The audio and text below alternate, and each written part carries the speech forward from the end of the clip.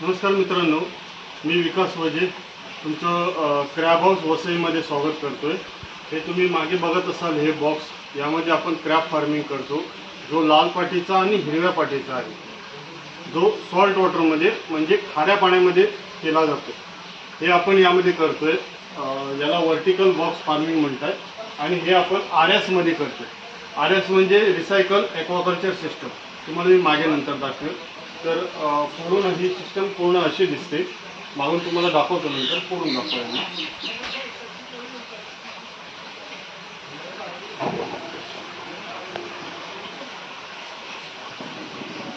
तर ही तुम्ही मागची साईड बघत आहात, जे इकडून पाणी वगैरे हा पडतोय आणि हे जे याबद्दल इकडे जे फिल्टर लावलेले आहेत त्या फिल्टरबद्दल थोडीशी माहिती देतो। तर सुरुवातीला आपला जो फिल्टर आहे इकडे, हा सॅन फिल्टर आहे, हा सॅन फिल्टर आहे। त्यानंतर ही हा पंप आहे पाण्याचा, जो पंप करतो, हे बायोमिडी आहे। आणि आपण जे उभा आहोत, जे मी इकडे उभा आहे, याच्या खाली 5000 लिटर पाण्याची टाकी आहे, त्यामध्ये सुद्धा ओपन बायोमिडी आहे। त्यानंतर हे UV फिल्टर आहे, काही कामास्तव मी खोललेलं आहे ते।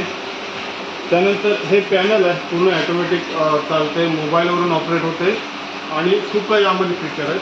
त्यानंतर आता सध्या गरमी चालू आहे, त्यामुळे पाण्याचं जे टेम्परेचर आहे ते 30च्या वरती जाते। तर आपल्याला 28च्या खाली ठेवायचं आहे, त्यासाठी हे वॉटर कूलर बनवलेलं आहे मी। हां, तर काही लोक असं म्हणतात की ग्रीन क्रॅबच फार्मिंग करायची, रेड क्रॅब नीट वाढत नाही आहे, त्यामुळे रेड क्रॅबला रेट नाही आहे, परवडत नाही आहे, खूप वेळ जातो वाढायला, कटकट असते। तसं काय नाही आहे, रेड क्रॅब पण छान वाढतोय, ग्रीन क्रॅब पण वाढतोय, नाही असं नाही। आता रेड क्रॅब माझ्याकडे जवळजवळ 650 ते 700 ग्रॅमचा आहे, मी तुम्हाला काढून दाखवतोय एक क्रॅब। इकडे घेऊन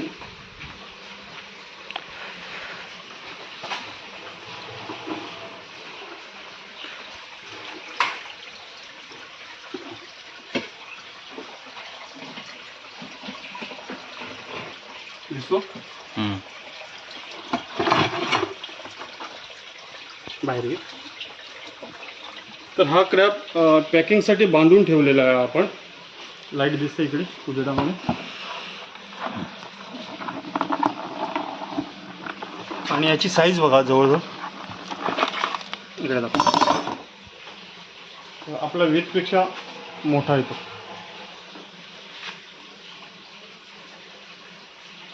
आणि याचं वजन बघा तुम्ही, इकडे वजन दाखवताना लाईट मारते, कारण हे दिसणार नाही।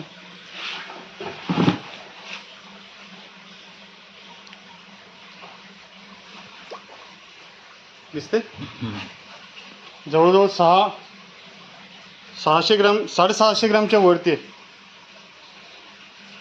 680 ग्रॅम। तर हा रेड क्रॅब आहे। तर रेड क्रॅब पण वाढतोय, असं नाही की ग्रीन क्रॅबच वाढताय ना आपण। आणि प्रॉब्लेम काय आहे ना, की आपण लागतोय ग्रीनच्या मागे, पण ग्रीन क्रॅब करायला भरपूर इश्यू आहे। म्हणतो ना की त्याचे नाटक भरपूर आहेत ग्रीन क्रॅबचे, लवकर फीड नाही मिळत। दुसरी गोष्ट म्हणजे आपल्या एरियामध्ये कुठे हॅचरी नाही आहे ग्रीन क्रॅबची, आणि त्याचं सीड पण खूप कमी प्रमाणामध्ये मिळते। आणि कसं आहे ना, हे खाडीमध्ये रेड क्रॅब वगैरे भरपूर मिळतात, तर जे मिळतात त्याची शेती केलेली चांगलं आहे, रेट पण छान येतोय आणि बऱ्यापैकी क्रॅब अवेलेबल पण आहे। तर रेड क्रॅब पण छान होतो, आणि मी तुम्हाला दाखवलं याची साईज, तर 700 ग्रॅमपर्यंत आपण आराममध्ये नेऊ शकतो। तर आपण इकडे 2 टाईपचे खेकडे करतोय, जे सिल्ला जातीचे आहेत। आपल्या भाषेत सांगायचं म्हणजे रेड क्रॅब आणि ग्रीन क्रॅब, हे 2 आपण इकडे करतोय। गोड्या पाण्याची शेती आपण इकडे केली जात नाही आणि करत नाही, आपण फक्त खाऱ्या पाण्याची शेती करतोय क्रॅबमध्ये। हां, तर खाऱ्या पाण्याची शेतीमध्ये जसं सांगितलं तसं रेड क्रॅब आणि ग्रीन क्रॅब करतोय। रेड क्रॅब हा 650 ते 700 ग्रॅमपर्यंत वाढतो, आणि जो ग्रीन क्रॅब आहे हा 2 किलोपर्यंत माझ्याकडे गेलेला आहे। असं नाही की सर्वच 2 किलो होतात म्हणून, पण काही प्रमाणामध्ये 2 किलोपर्यंत जातात। 1.5 किलो 1 किलोचा क्रॅब या बॉक्समध्ये आराममध्ये होतो। आणि खूप चांगला रेट आहे ग्रीन क्रॅबला, रेड क्रॅबला पण खूप रेट आहे। जो आपण एक्सपोर्ट मार्केटमध्ये जरी विकला, अगर आपल्याकडे क्वांटिटी असेल तर आपण ते पॅकिंग करून आपण पाठवू शकतो तिकडे। तर दुसरं असं आहे की क्रॅब फार्मिंग ही आपण विचार करतो की छोटा आणायचा क्रॅब आणि मोठा करायचा. तर ही क्रॅब फार्मिंग पण आहे, पण या व्यतिरिक्त सुद्धा आपण करू शकतो. जसं आपलं जे आपण फॅटनिंग म्हणतोय, जो ऑलरेडी मोठा क्रॅब असतोय, वॉटर क्रॅब म्हणतो आपण, त्यामध्ये पाणी जास्त असते आणि मीठ म्हणजे त्याचा मास कमी असतो.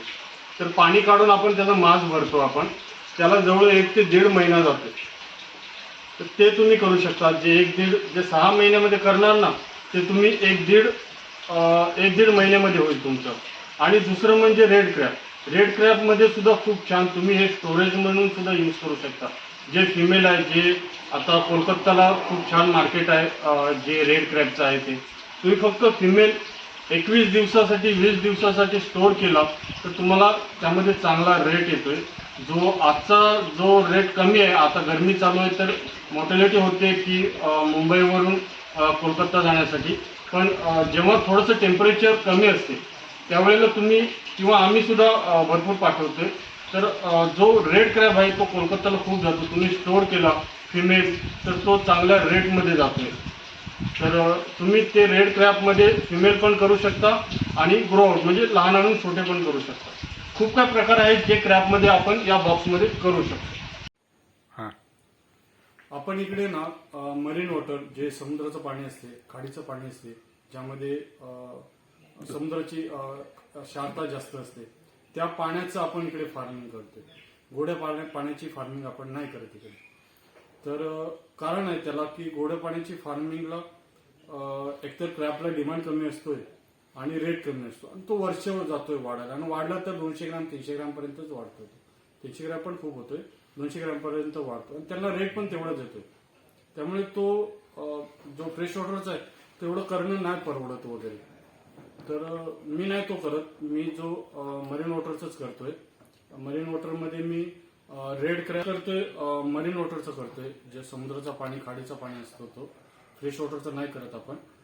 मरीन वॉटरमध्ये आपण रेड क्रॅब आणि ग्रीन क्रॅब करतो.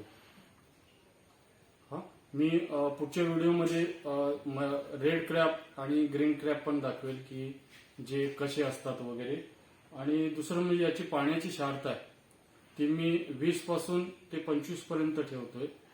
आणि अमोनिया 0.5, पीएच 7.5 ते 8.5 पर्यंत असते.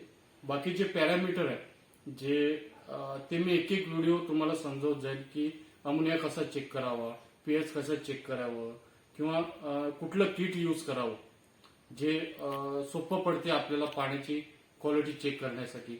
सॅनिटी कशी चेक करावी, ती मेंटेन कशी ठेवावी, हे सर्व मी एक व्हिडिओ मी टाकत जाईल. जसे मला माझी रोजची कामं होतील त्या हिशोबामध्ये. फिल्टरेशन बनवण्यापासून सर्व मी तुम्हाला सांगेन. आणि दुसरं म्हणजे लाईक करा, शेअर करा, सबस्क्राईब करा आणि जास्तीत जास्त लोकांपर्यंत व्हिडिओ पाठवा, जेणेकरून ज्यांना फिश फार्मिंग किंवा क्रॅब फार्मिंग चालू करायची असेल त्यांना हेल्प होईल. धन्यवाद.